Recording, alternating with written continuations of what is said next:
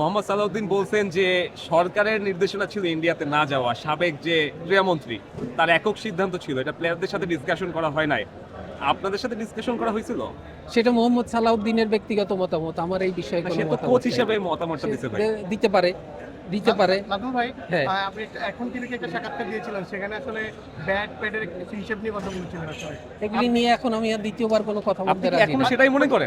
ওই হিসেবগুলো কি আপনি একদম এখনো কি সেটার মধ্যে আছে? আমি যখন যেটা বলেছিলাম তখনকার ইয়েতে, এখন এই বিষয়টা নিয়ে আমি আর দ্বিতীয় কোনো আলোচনায় যেতে রাজি না। বাট আপনারই তো ডিরেক্টর প্যানেলের, তাদেরকে তো প্রশ্নবিদ্ধ করা হয় ব্যাপারগুলো। না করা হোক, কারণ হচ্ছে যে যারা প্রশ্নবিদ্ধ করে তারা জানে তারা কি সে প্রশ্নবিদ্ধ করে, যারা আমরা প্রশ্নবিদ্ধ হই তারাও আমরা জানি কিভাবে আমরা প্রশ্নবিদ্ধ হই। নবনির্বাচিত ক্রীড়া প্রতিমন্ত্রী বলছে আপনি প্লেয়ারদের অসম্মান করছেন এবং এটা চলতে দিবেন না। এটা আমার মনে হয় নবনির্বাচিত ক্রীড়া প্রতিমন্ত্রী হিসাবে উনি বলেননি, উনি মন্ত্রী হওয়ার আগে বলেছেন। না, আমি ছিলাম সেই প্রেস কনফারেন্সে, আচ্ছা, যখন সে যাই হোক। দায়িত্ব পাইছে তখন সে বলছে যাই হোক, আমি এটা শুনিনি এবং আমি এটা বলতে পারবো না।